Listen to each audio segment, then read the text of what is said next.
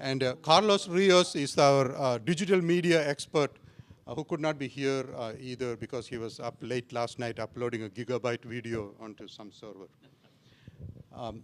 And we are from the Georgia Institute of Technology, the School of Aerospace Engineering. So here's a, I forgot, yeah. Here's a summary of the paper.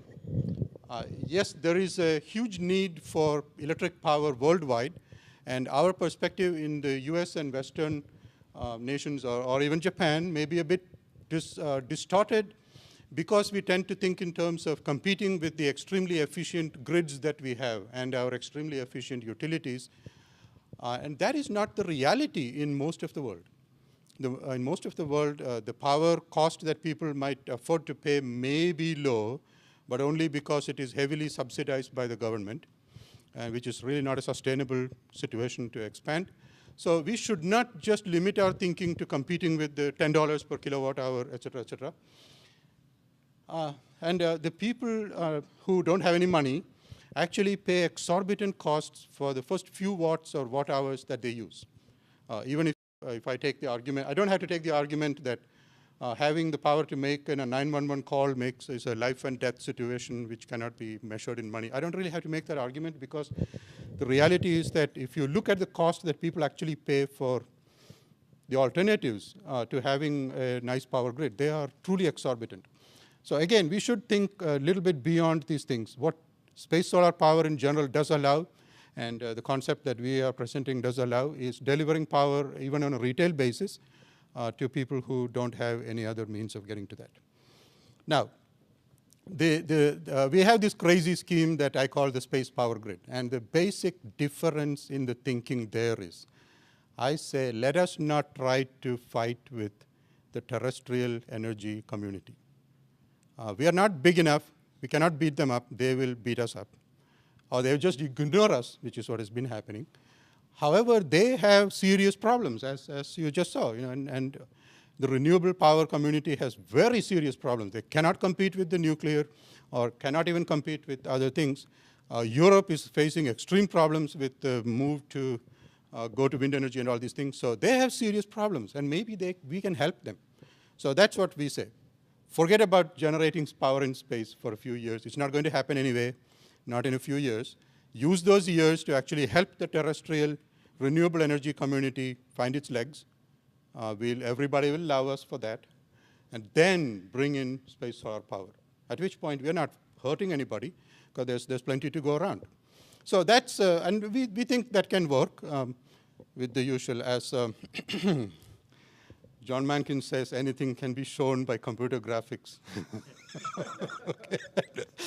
And suitably adjusted economic modeling. But I think with reasonable parameters, we can show that this can be made economically viable. So in this, what has happened very recently is that there is strong interest in US-India collaboration that involves the space program. And that provides, and energy, and space, and solar power. And this has been identified as a very strong reason for collaboration in space solar power. So that is what we see as an opportunity there. Just a very brief overview. That's what I'm going to go through, and I'm just, okay, go on. We all love space solar power. I don't have to argue that here.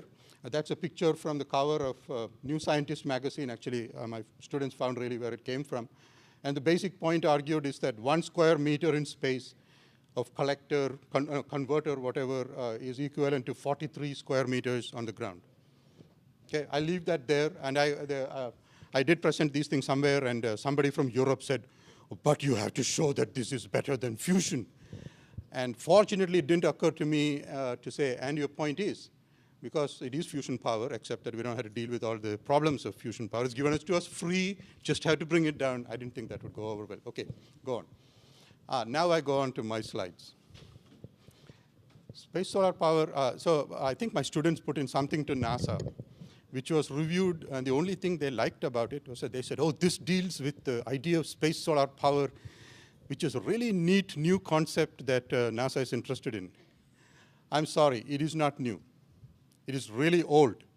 And cynical people like me can sit there and identify with our, wherever we sit, and look at the pies in the sky and say, there is a correlation between the periodic spikes up and down in interest in space solar power and national policy priorities of that period.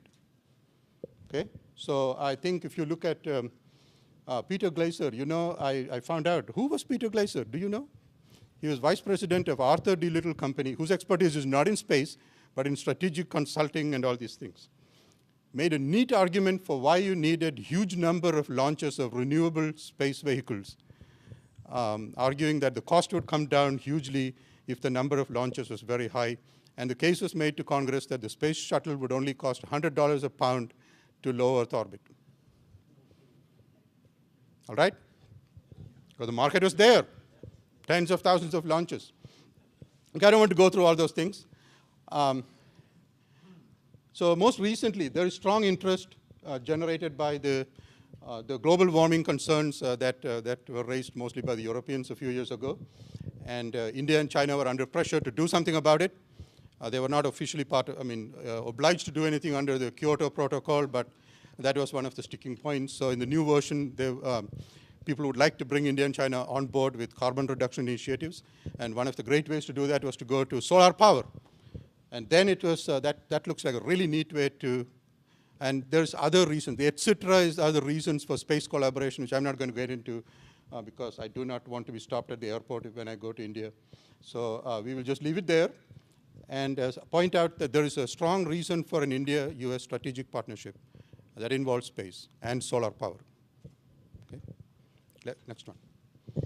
That is my next point. So why hasn't it happened? It's because it's hard. Okay, this Ngorongoro crater in Tanzania, I found while I've only been through the internet in the course of finding out something else.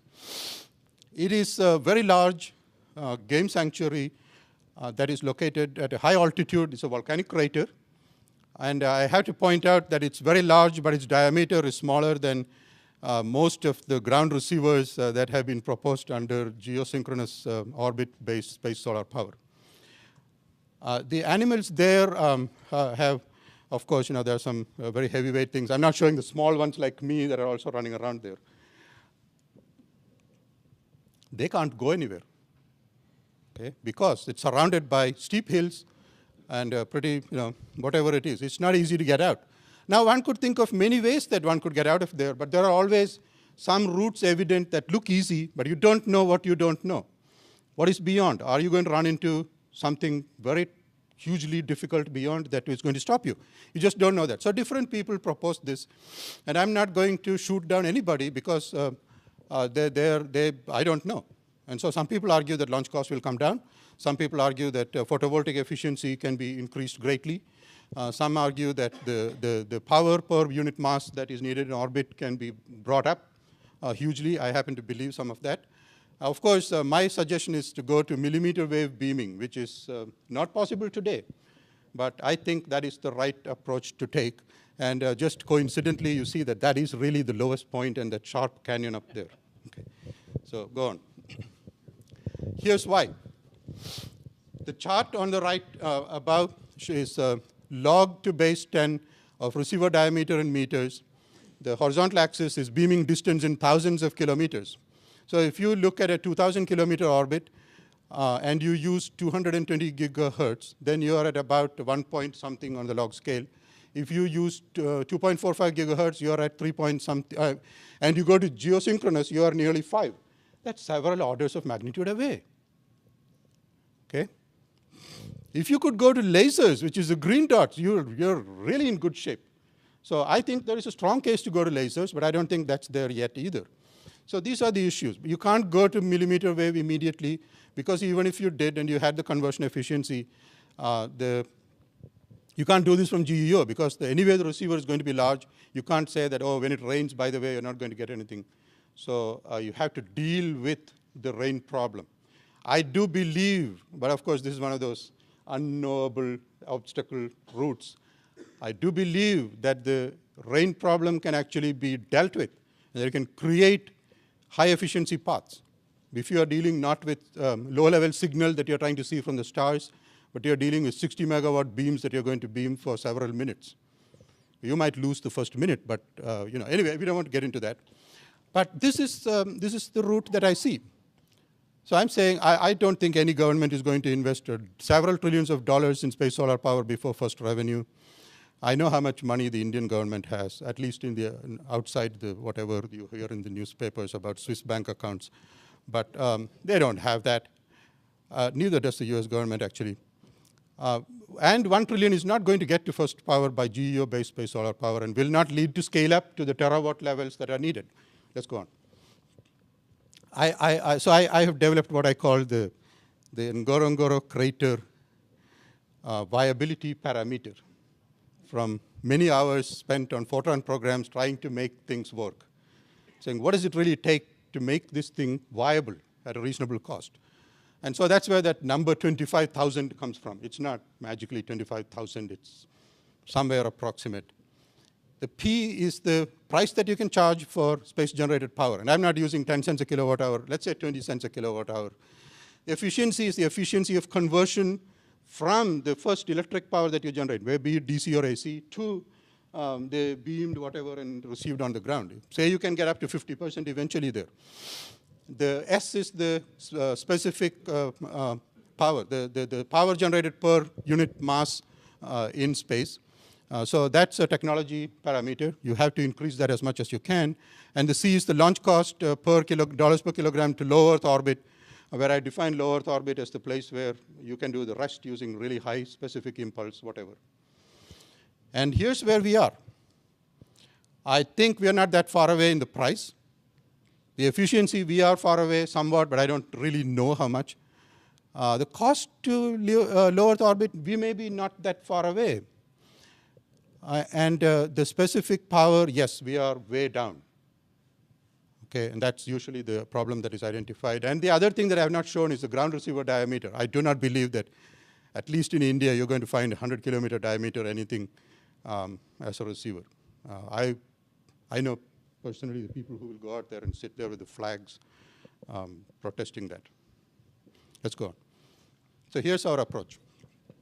We say in phase one, revenue comes by beaming terrestrial power to terrestrial and space-based customers. This was originally conceived as a solution in some class at Georgia Tech, where a student came and asked me, though they want to know what we would do to counter global warming. And I said, we are aerospace engineers. Why don't we beam the power out? And then we said, who would be stupid enough to do that? So that's what led to that thinking. Anyway, so we say eventually we might build up. So what we are doing is, there's no magic here. We exchange the launch cost risk for substantial technology risk of millimeter wave. And say, look, we are talking about something that's going to happen 15, 20 years away. Maybe there's a solution in millimeter wave. I don't know. I don't know enough electrical engineering to solve it. But I think I've looked enough to see that there are possible solutions. So that this system will break even inside 17 years, and you need to replace these satellites in about that time, according to the GPS constellation and things like that. So at that point, you start power beaming. You actually start power generation, and there's no escape. You're putting in huge, massive things. But at that point, you don't have to deal with all these policy arguments and this and that, and and you don't have to answer anybody on whether there is a market. You know there is a market. So that's it. Then you scale up. And how you scale up, it depends on national policy. You don't have to have continuous beaming all the time. We looked into this, and we realized that if you have satellites coming by one after the other between about 1 o'clock and 4 o'clock in the afternoon in a sunny place, and delivering power in the depths of the night somewhere else, people are probably going to be happy with that. So you don't have to wait until you have 100 to have this system. You can start off with a very small number, which leads to our argument. So as far as these satellites, what are we talking about? The initial sets of satellites are just relays. They do not convert at all. And that's, again, easy to do in computer graphics and a little bit harder to do the detailed design. I know that. But as one of my high schoolers said when asked, how are you going to build all these interplanetary postal system or something, she said, that's why we have a $4 billion development budget. We'll hire smart engineers. Okay. When we get to the conversion satellites, there's no magic again. We are talking about really huge 856 metric tons. The reflectors in high orbits are not that massive. The difference in cost between these orbits is not that high because you're going to be using continuous thrust, spiral orbit type of things. But so anyway, that's what we're looking at. Okay, let's go on. I have done the economics to the extent that I know. But if I were that good at it, would I be standing here instead of sitting out on the beach somewhere enjoying my billions? Okay. So we have shown that the system will kind of break even, reach zero net present value with a reasonable return on investment, not a venture capital type, but consortium, government-private consortium type agreement. You can do it. And then the rest takes a huge investment, and that is a matter of national policy. If you start investing very fast and launch these gigawatt type things faster, you'll go down deep into debt, but they are generating power. If you don't do that, you can make money quicker, but then it'll take much longer to replace the fossil fuels. Okay, let's go on. We have done some sanity checks. I do worry about these things, from time to time. And so we checked with the reports generated by the Aerospace Corporation around 2001 or so, comparing several architectures and doing a sane cost assessment. And here's the difference. So yes, there's a factor of 10 difference in mass in orbit between us and them. And where does this come from? We are assuming a higher specific power, yes, but there's a huge difference because we don't have these massive 5.8 gigahertz antenna and things like that in geosynchronous orbit. Okay, so it is reasonable, and yet we do, but there you're assuming $400 a pound to orbit, so I can complain about that. But anyway, so it's kind of in the ballpark. It's reasonable. Let's go on. Now we get to the US-India thing. So yes, I have in the paper discussion on why this is important and the realities in India and all these kind of things, which I don't want to go into. But what we have done is to see what does it take to start this up. And so we said, we've tried, we meaning they, my co-authors have tried systems with three satellites, 4 satellites, up to 6 satellites. And we had to go to 5,500 kilometers, not 2,000 kilometers initially, because this number was so low, and we wanted to trade clear across to the other side of the world. So you had to have that many satellites. And we looked at scenarios where there were 4 ground facilities. The one in India was taken to be near Mumbai, which is what everybody's heard about. I don't think that's the right place for it. US, New Mexico is the right place for it because it's a high dry plateau. Middle East, near Cairo, we figured if we said Egypt, the guys in the dark glasses would not come looking for us. Okay. So there was some, I said, look, yes, make an objective engineering choice, but don't get me into really serious trouble. Anyway, Western Australia, or we said 2 facilities, only India and US. Okay, how would we do this? So they have done this, and Nicholas would really like to spend the next half hour showing his videos, but I think they have that in the exhibit hall, and they will be talking about it on Saturday, I believe. Okay, go on. So one scenario was with 6 satellites, 4 ground stations, and I might actually ask them to comment on this if I'm wrong, but the question was, can you achieve essentially 24-hour continuous beaming with these, right? So you could do this with 6 satellites, or you could do it with 4 satellites, 4 ground stations, and okay, go on. And if we said no, only US and India, then you could do it with 6 satellites, of which only 4 are being used at any time. But Nicholas now tells me that, no, I didn't have enough faith in him, that you can actually do this with 4 satellites only, right? So yes, that can be done. 5,500 kilometers is still going to be larger collectors and all these things, but this for the demonstration purposes. Once you have these things going, you would expand the number of satellites, and then you could bring the orbit down quite a lot. Okay. So here you go. Yes, it needs a lot of technology demonstrations. And I would say you have to demonstrate dynamic power beaming. So it's not like I don't know all the showstoppers. I don't think that any of them are showstoppers. These are things where I think R&D can get there or is already there in parts of the government that will not talk about it. But from reading the papers, it looks like it's not that far.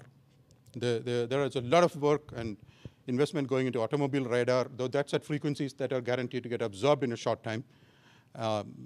but 220 gigahertz is actually one that is very efficient for, it is a good window, and I have confirmation on that from people working in there.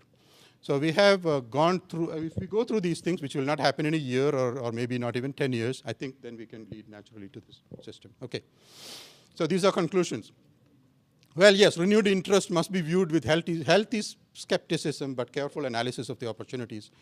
The scale is simply large.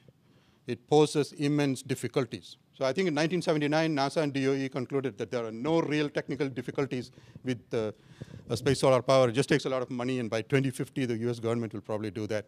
There are major technical difficulties because the architecture does not work unless you are willing to make some big changes, which did not exist at that time, but I think can be done either now or in the near future. So those are really my conclusions there. I have one more thing there, which I had to tell you because I've published it somewhere else. I think we had to start thinking in terms of primary gas turbine power generation. If you have highly intensified power instead of highly intensified photovoltaic only, because highly intensified photovoltaic still leaves you with a huge active cooling problem. And the more you look at that, you start thinking, why are we doing this? Why don't we use active, instead of active cooling, why don't we use a gas turbine? Because they achieve immense values of specific power. Okay, last slide. Well, I think acknowledgement, yes, actually NASA in some form pays me to come to these conferences, and that's why. And my very last slide. So the AIAA has this thing that says, when did you know that you wanted to be an aerospace engineer? Yeah, nobody has asked me yet, but so I'm volunteering my answer. I saw this movie, I had not read the book, but I read the movie in the 1960s, before the moon landing, mind you. And the story is that the US and Soviet Union were trying very hard to show that they were in the space program for the, we came in peace for all mankind or humankind, etc., whatever it is. So they gave money to this country. And you can see what the government really needed the money for. But they had to show, the sponsors' visits would be there, so they had to show that they had a space program. And they put this mad professor in charge of that. And well, they actually came up with a solution. And at that point, the US and Soviet Union got really interested, and they nearly beat them to the moon. So the thing that really, the dramatic, scientific, quasi-scientific part of that was the part where these people from Fenwick were standing on the moon, and the US and the Soviet landing capsules come zooming down, racing to the last minute because they can't slow down because the other will win, and go right into the surface, because at that time, if you remember, many people believed that the lunar surface was dust down to 30 meters. So they just went into the dust, and then of course, they were pulled out. So thank you very much. That's my take on this. So and yeah, that's from old, at a very low altitude beaming. Thank you very much. Europe is facing extreme problems with the move to go to wind energy and all these things. So they have serious problems, and maybe we can help them. So that's what we say. Forget about generating power in space for a few years. It's not going to happen anyway, not in a few years. Use those years to actually help the terrestrial renewable energy community find its legs. Everybody will love us for that. And then bring in space solar power, at which point we're not hurting anybody, because there's plenty to go around. So that's, and we think that can work with the usual as terms of competing with the extremely efficient grids that we have and our extremely efficient utilities. And that is not the reality in most of the world. In most of the world, the power cost that people might afford to pay may be low, but only because it is heavily subsidized by the government, which is really not a sustainable situation to expand. So we should not just limit our thinking to competing with the $10 per kilowatt hour, et cetera, et cetera. And the people who don't have any money actually pay exorbitant costs for the first few watts or watt hours that they use. Even if I take the argument, I don't have to take the argument that having the power to make a 911 call is a life and death situation which cannot be measured in money. I don't really have to make that argument, because the reality is that if you look at the cost that people actually pay for the alternatives to having a nice power grid, they are truly exorbitant. So again, we should think a little bit beyond these things. What space solar power in general does allow, and the concept that we are presenting does allow, is delivering power even on a retail basis to people who don't have any other means of getting to that. Now, we have this crazy scheme that I call the space power grid. And the basic difference in the thinking there is, I say, let us not try to fight with the terrestrial energy community. We are not big enough. We cannot beat them up. They will beat us up. Or they will just ignore us, which is what has been happening. However, they have serious problems, as you just saw. And the renewable power community has very serious problems. They cannot compete with the nuclear or cannot even compete with other things. Carlos Rios is our digital media expert who could not be here either because he was up late last night uploading a gigabyte video onto some server. We are from the Georgia Institute of Technology, the School of Aerospace Engineering. So here's a, I forgot, yeah. Here's a summary of the paper. Yes, there is a huge need for electric power worldwide, and our perspective in the US and Western nations, or even Japan, may be a bit distorted because we tend to think in terms